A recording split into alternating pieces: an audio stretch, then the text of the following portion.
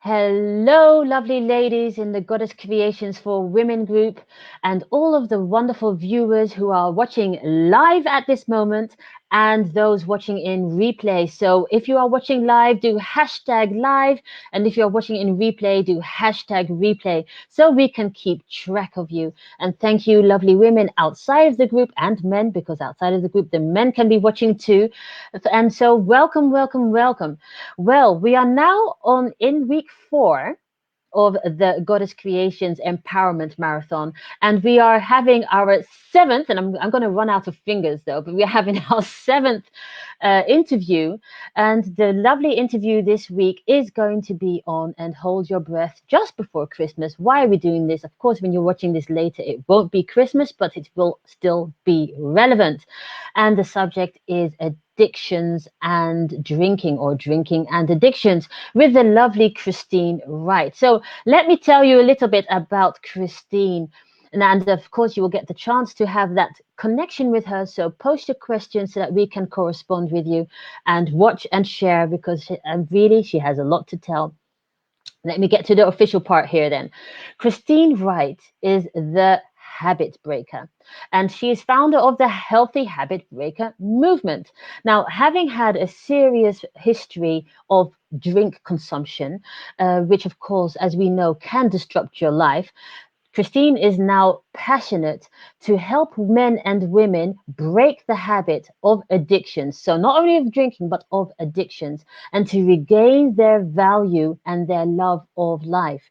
And that is a big thing to do and very necessary, because you have to really break a certain person's pattern, or break your own pattern, and find a new habit to replace that with. Well, Christine's going to be telling us much more about that. So she will be sharing on how to break addictions and how to create healthy habits. And I must say, I am very excited to find out what Christine has to tell us. So let me bring her on. Christine Wright, I'm going to bring you on, my sweet, and welcome. Good to see you.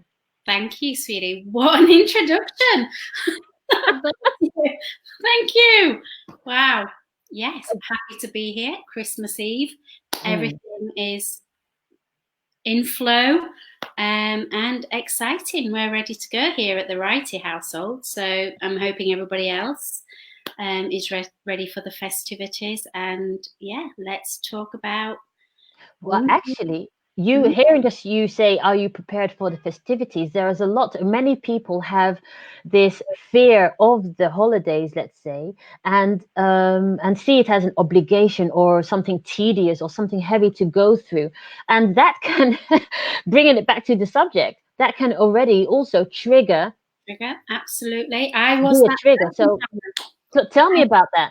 I was that person.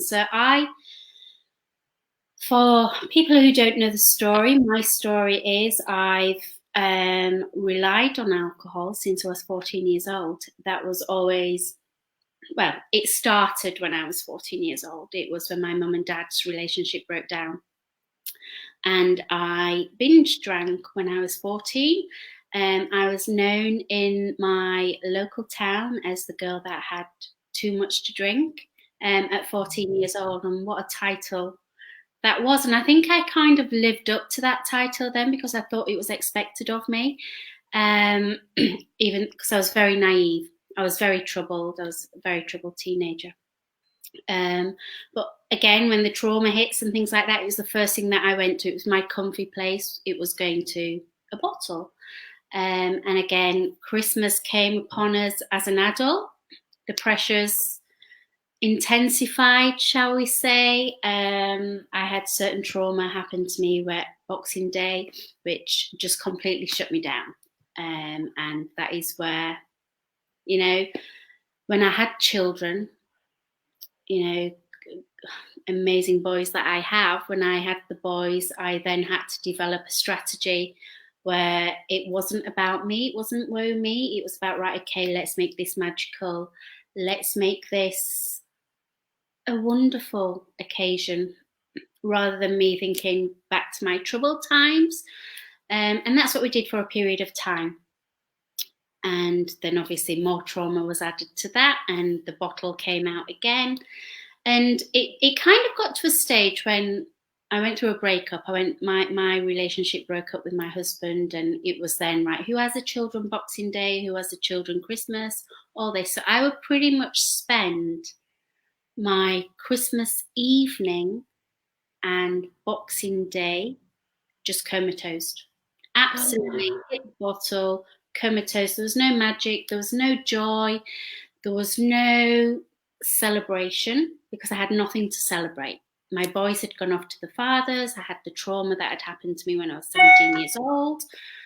And it was just literally, I have nothing better to do. You know, my family's happy doing their stuff, my sisters, my mum, my dad. And they knew nothing about this internal trauma. We all have scars, and those scars could be internal, they can be external. And I had this going on for years and years and years. Well, let's just rewind just a little bit because we are going in a wonderfully speedy moment.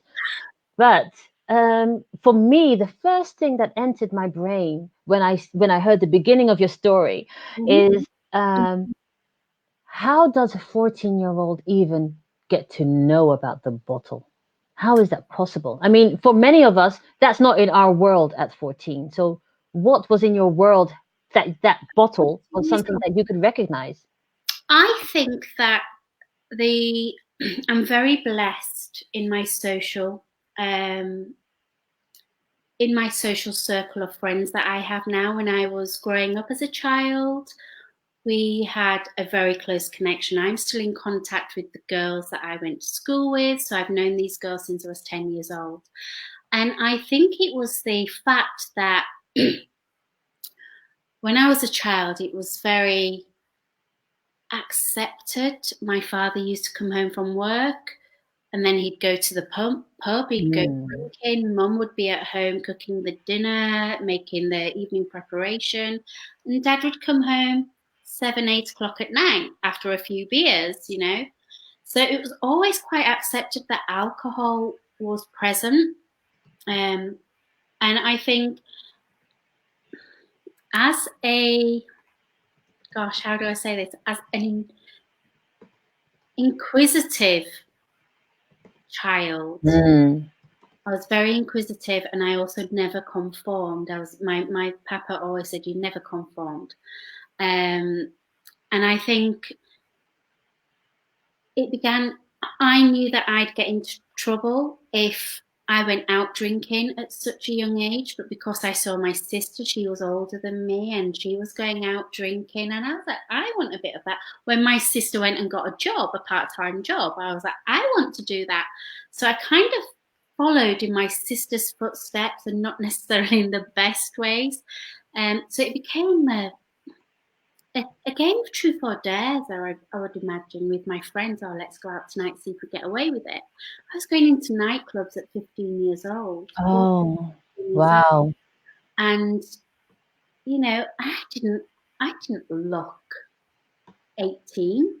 I was always the one that was getting questioned, where's your ID? And I'd be like, it's the same as her, you know?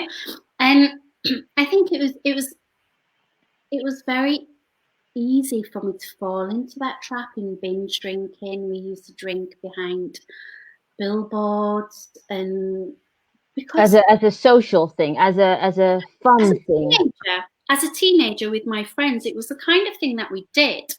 And that sounds shocking, but that is what we did. We was like, all right, okay, whose house are we hanging out at tonight, or who's sitting? And so how does this continue from 14 up to where the next jump in your story was 40? I mean, that's a big jump. Were those years all the same? Just no, to get they weren't all the same. 14 was my introduction to alcohol. And when mum and dad did separate, I noticed, and my friends noticed, that there was an increase in alcohol consumption with me, because I felt, do you know what? It shuts everything out. It totally shuts everything out. I don't have to worry about who I have to please, who I have to be loyal to, whether it's my mum or my dad. And I think that's what I was doing. I was shutting everybody out. And the relationships became fraught between my father, my sister, and myself and my mum and myself. And, to an extent, when I was 15 years old, I was thrown out by my father, which meant that I had to go live with my mum. And at Because that his principles weren't in alignment with where you were, with the path you were heading. Is that what yeah, you were off the route? I was just completely lost, And completely I'm saying this because there are many women that lost. have this situation too. So I'm asking this not to only for you to bear yourself, but No, also so that other women do realize, ladies, that part of your path, and of course not everyone's, is part of this. It's just so that you recognize that you are not alone in this. Continue, Christine. Yes. So you were thrown out because your father did not agree with the route you had taken, which was actually following his example, only without the guidance or the age totally. filter. And I, and there was a lot of backstory. It wasn't just Sure. that, a lot of backstory behind it. And I ended up moving in with mum. And by this point, mum had a new relationship. And again, it was a very jealous, very controlling relationship. And at that point, we got thrown out again. So mum and I was thrown out. So we were actually homeless at 16, 15 and a half, 16, I was homeless. And then a whole host of sites were then given in front of me. I wouldn't wish Yeah. my worst enemy. And obviously mum was dealing with her own trauma of a failed marriage, the rejection of an elder daughter, the my problems as well. So mum had a whole host of things to deal with, as well as, right, okay, how do we get a house? How do we maintain a lifestyle that is one that's normal, not Hmm. I think I was still doing my GCSEs. I was going through the whole schooling system. Unfortunately for me, going back to my friends and these girls are just my absolute spirit. Were they your net, your safety net in the end? Even though that they were in the past also drinking with you, they were your safety net? Totally. I was the one who was going, right, you're staying at our house this evening. This is what we're doing. This is mum's arranged for, like even their mums. This is what we're doing with you. Because they could see, it could have been just that one slip. It could have been, okay, where's Christine? Right, well, she's not come home. Okay, she could have slipped into drugs. She could have slipped into this. And Prostitution, anything. totally. And they just totally embraced all this.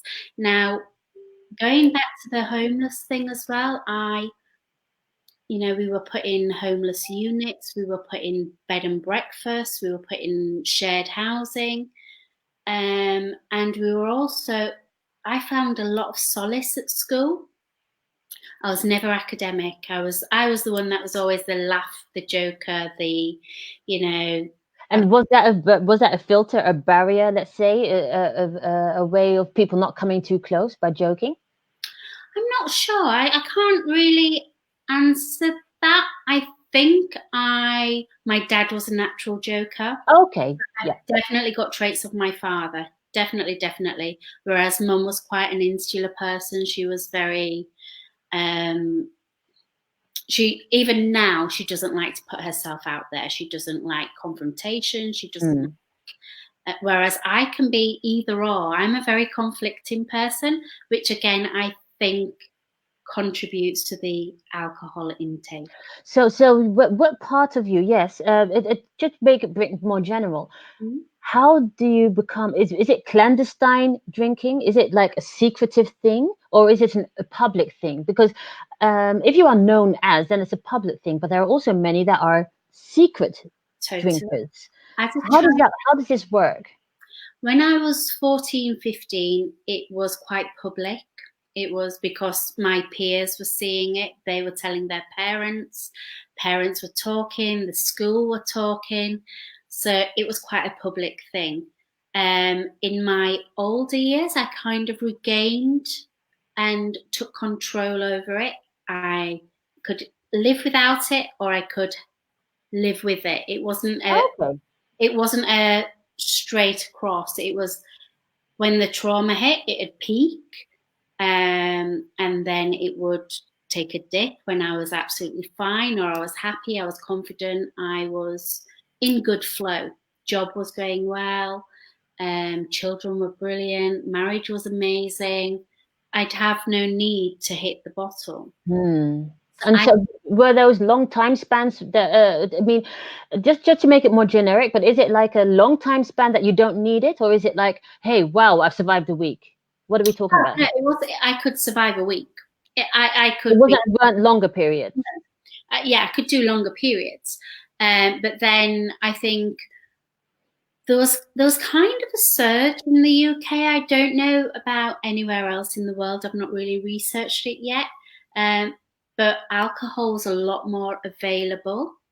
So, we could go to the local supermarket and just go, do you know what? We'll put 3 bottles of wine in the trolley for £10. It would taste disgusting, but we weren't educated. We weren't educated about good wines, but that was also my background. I was in the hospitality industry for a long, long time, so therefore we became a lot more educated about Hmm. wines. We became a lot more educated about the foods. My wedding, for example, it was all about the food and it was all about the wine. Wow.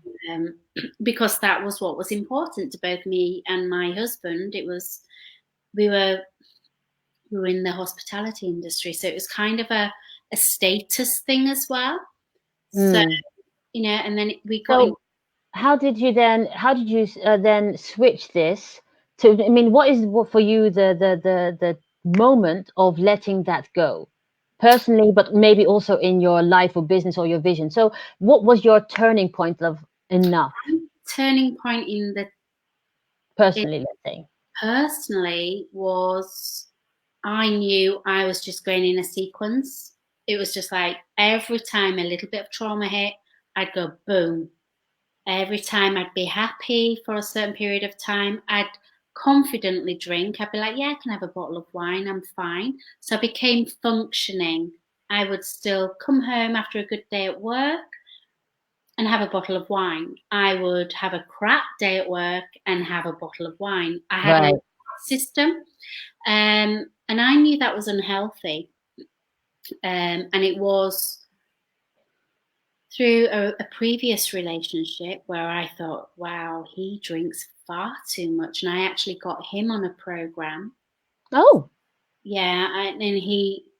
And he was going through this program, and I helped him on this particular journey. But then as soon as he was signed off, it was like back on it because he had no one to answer to.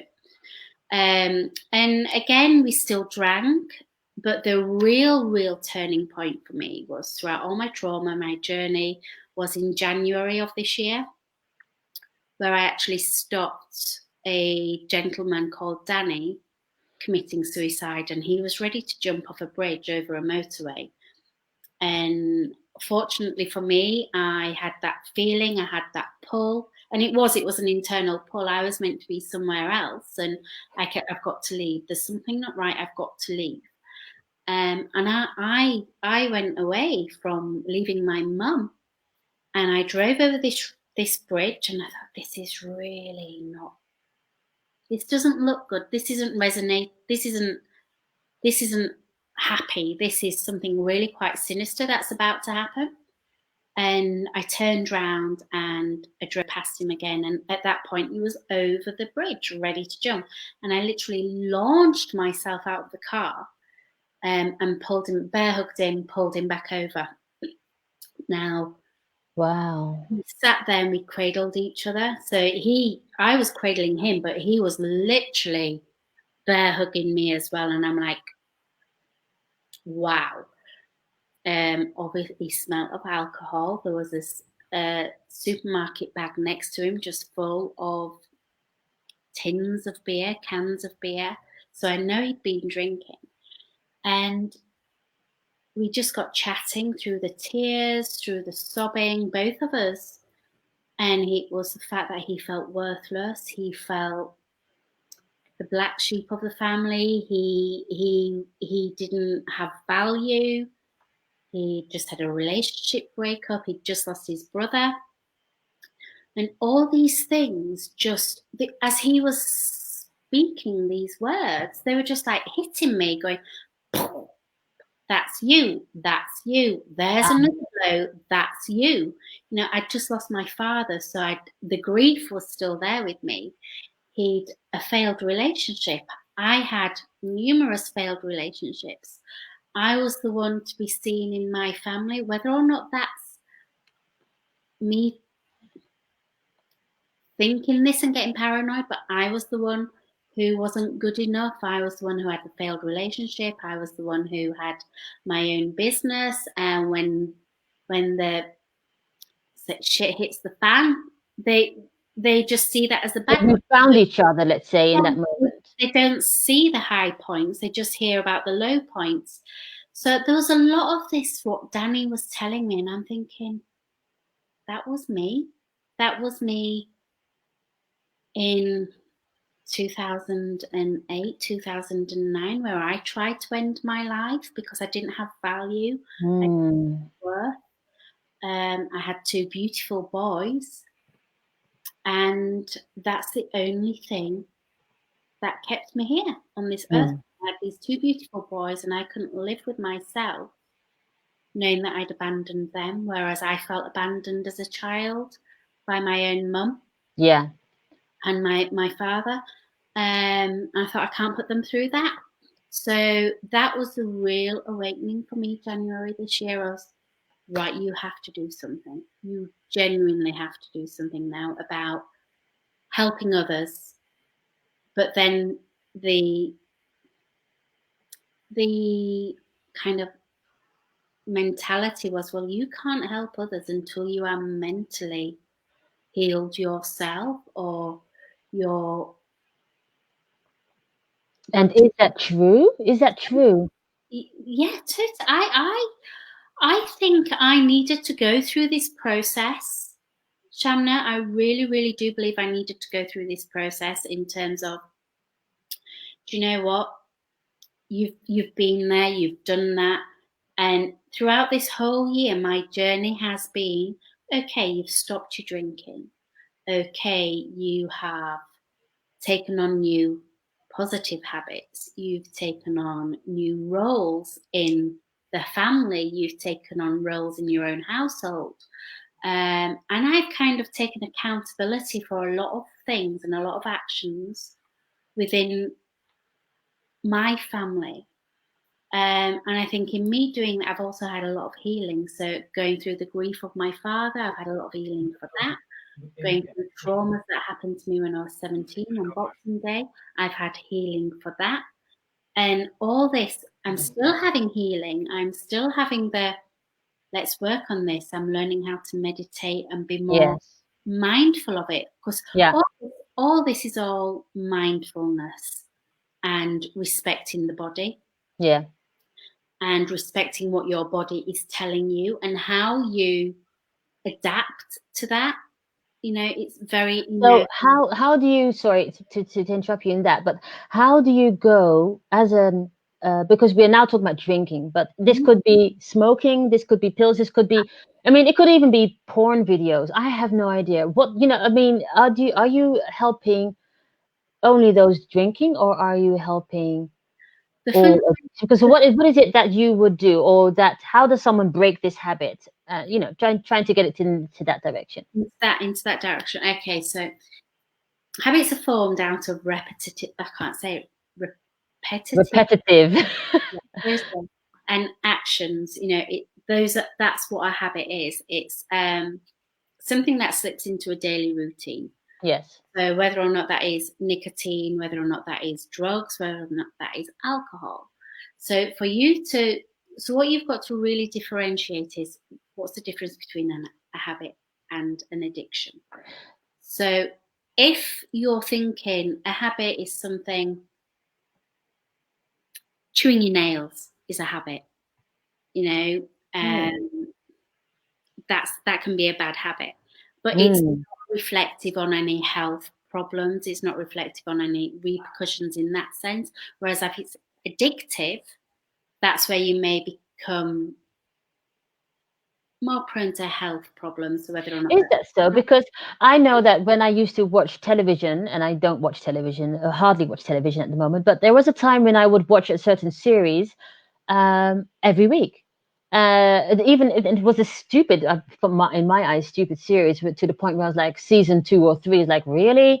I mean, it was a habit, or was it an addiction because I kept going back to it, even though I wasn't enjoying it? So, until you realised that you weren't enjoying it, that's when you did something about it. So you probably were able to change that habit a lot easier and change it to a positive habit. So find something a lot more positive that served you better and served you a lot more. So what then is the difference between a habit and addiction, or does it matter?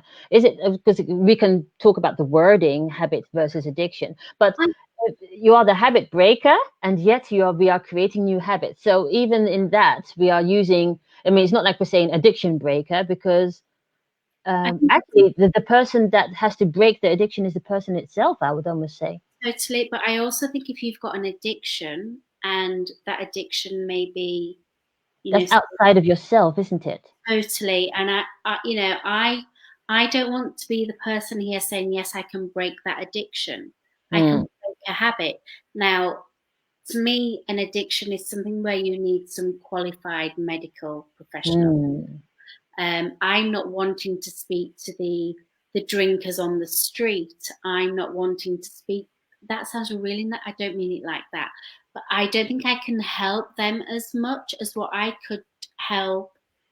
Because usually the drinking has an underlying different reason for drinking, and that is the problem that needs to be addressed, actually, is what we're saying. So it's not the action, it's not like the drinking itself that is the problem, it is the why are you drinking that needs to be addressed.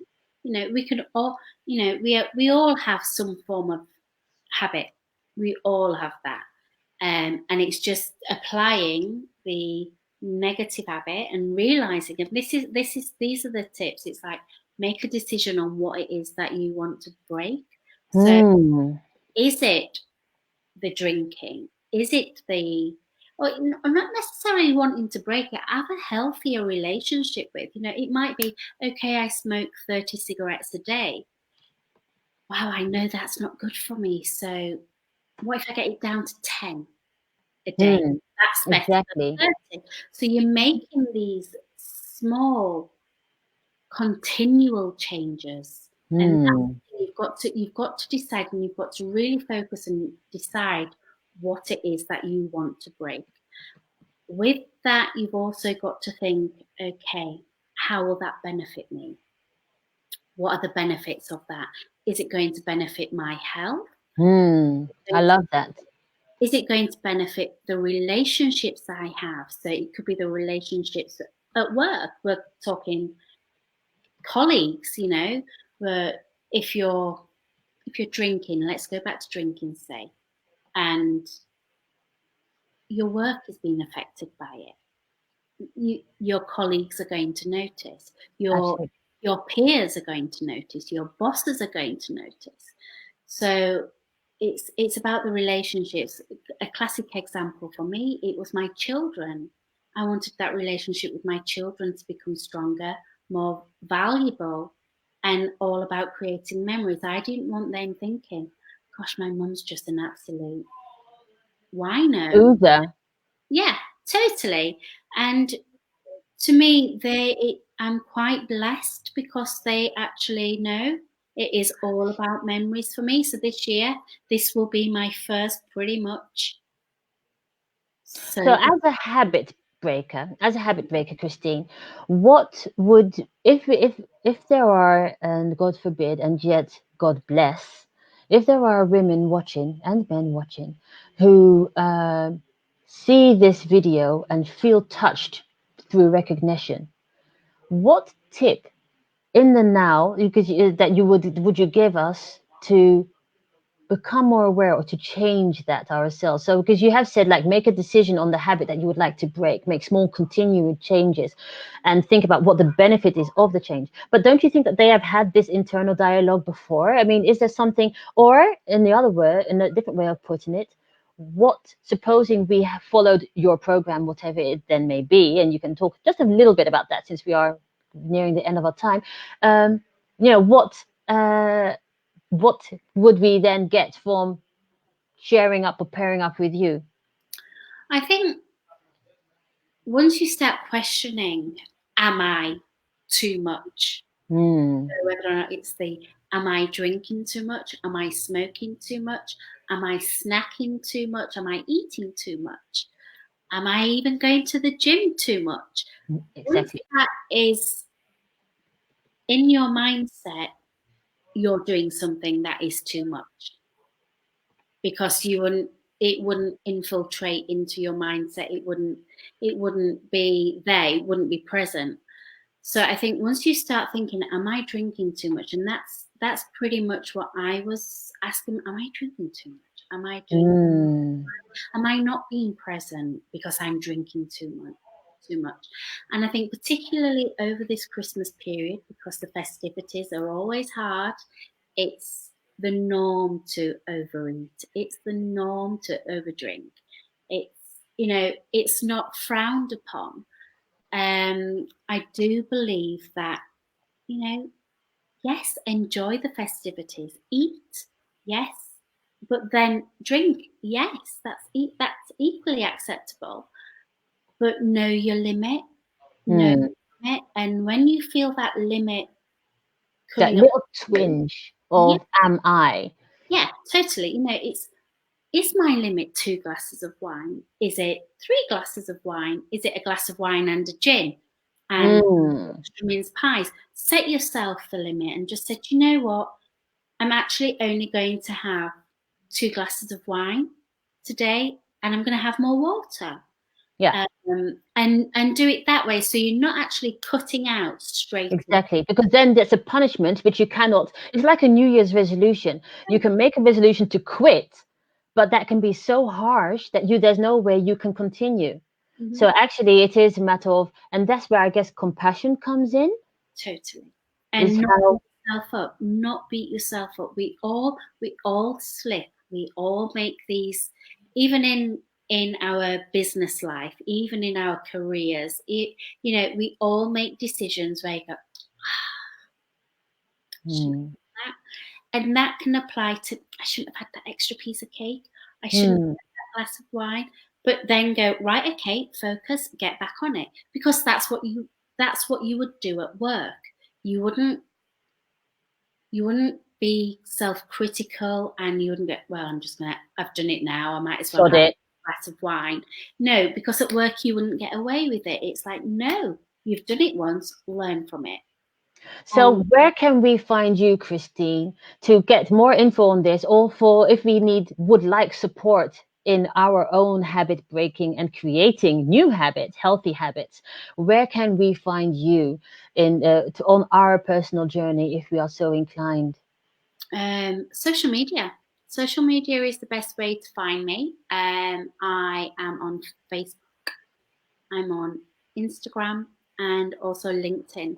And we're currently just about to step through our Facebook ads and launch Sure. program, where So people, that would be Christine Wright on Facebook, well, and the Healthy Habit Breaker. Am I saying that correctly? Where is that? Is it on Instagram? it's Habit Breaker on Facebook. On Instagram, I believe it's Habit Breaker I think it is. 2019. Because that's when the business was born. Like I said, the whole business was born because of Danny on this bridge. Yes. Um, and that's where I thought, right, things need to change. So yeah, and LinkedIn would be Christine Wright on LinkedIn. But yeah, it's literally New Year's Day. New Year's Eve normally for me, I'd be absolutely getting comatose, celebrating the year, watching the fireworks, champagne galore. And this year, none of it. I'm actually climbing a mountain on New Year's Day. Wow. So just purely mind over matter. It's all mind over matter. Choice. I've done no training. I've done a few walks, leisurely walks. Mm. And I am just going, do you know what? So actually, a lovely way is what you're showing us here in this last bit is that you're saying in breaking that habit, if you are might be having trouble in your home setting or in the normal surroundings where you are, go out and do something totally different so that you don't even become seduced. Totally. Totally. Totally. Well, thank you, Christine. I will thank you very much for this chat. Thank you, lovely ladies, for watching this interview on addictions and drinking or drinking and addictions with Christine Wright. Thank you, lovely people watching in the replay. As I said, watch, do hashtag live, hashtag replay so that we can connect. If you have any questions, you now know where to find Christine. And I thank you, lovely Christine, for your vulnerability and your open talk on your personal journey. And lovely ladies, this is all the time that we have for at the moment. I'm sorry that we have to cut it off, and I'm very much looking forward to our next interview, which, well, I won't say, but it's interview number 8, and I will see you very soon. So thank you very much, and thank you, Christine, and I will see you very soon. Bye. Bye, darling. Have an amazing Christmas. Thank you, darling, and you too. Merry Christmas. Bye.